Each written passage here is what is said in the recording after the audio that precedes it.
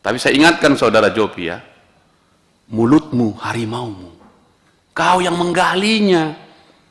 Apa hebat kau? Kenapa mesti kau masukkan di TikTok itu? Lapor baik-baik saya sudah. Ada nggak sekolah jaksa bicara kalau ada kau temukan kau taruh di TikTok atau di medsos? Tak ada itu.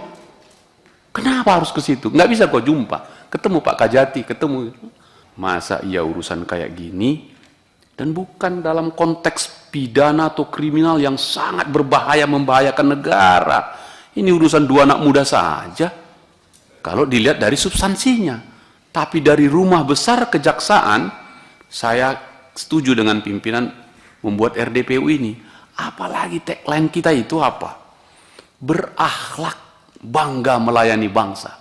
Nah yang kita omong ini bukan akhlak. Sedih saya sebagai mitra ngelihat kasus ini. Sedih sekali.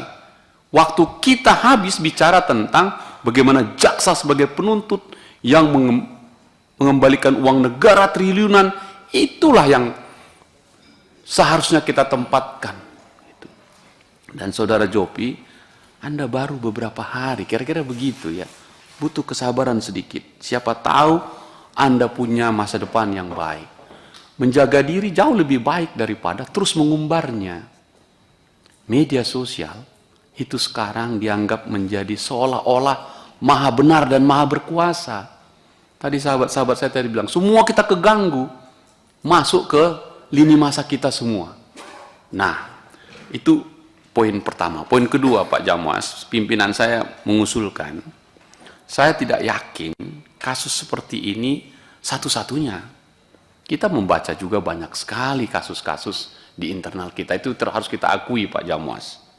Ya, di Sumatera Utara pun Pak Kajati banyak kasus seperti ini. Masih ingat jaksa kita yang di Batubara setengah mati kita waktu itu.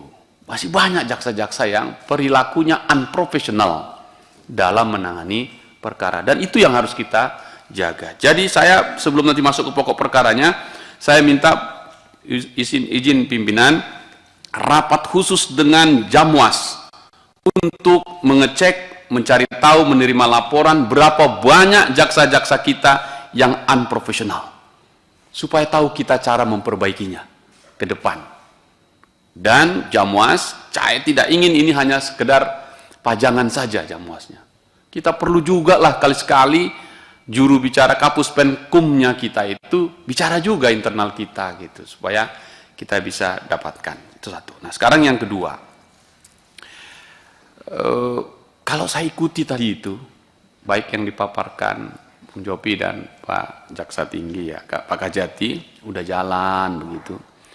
Saya nggak suka baca substansinya, tapi saya membayangkan pertama kali selama saya hidup, boleh saya lihat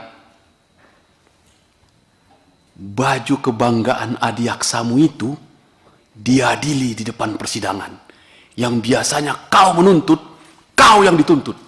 Itu saya tidak terima. Situ poinnya nih.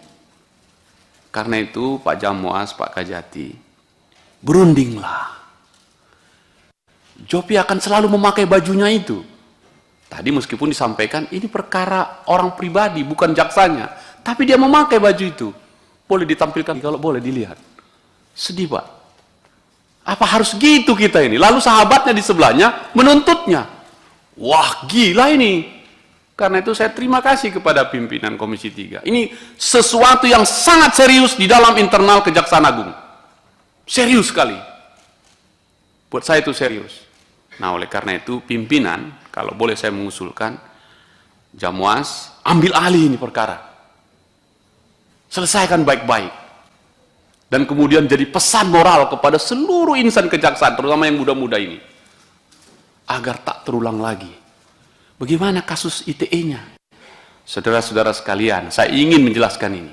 ITE, apa itu singkatannya? Informasi dan Transaksi Elektronik.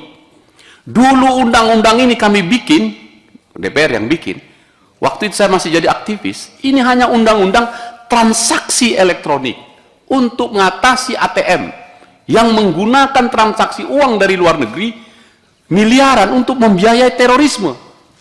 Lalu kita tambah kata I di depannya, informasi.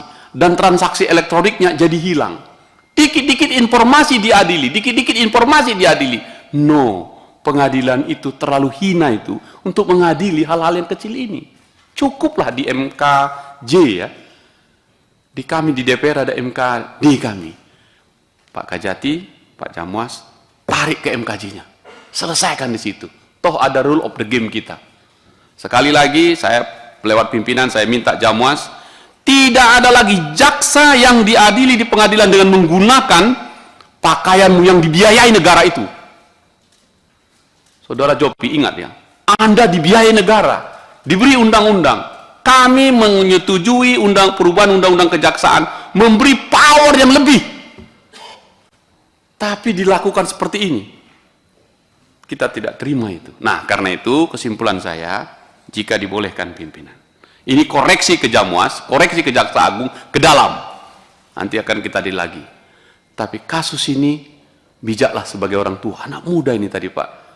Tapi saya ingatkan saudara Jopi ya, mulutmu harimaumu. Kau yang menggalinya. Apa hebat kau? Kenapa mesti kau masukkan di TikTok itu? Lapor baik-baik saya sudah. Ada nggak sekolah jaksa bicara kalau ada kau temukan kau taruh di TikTok?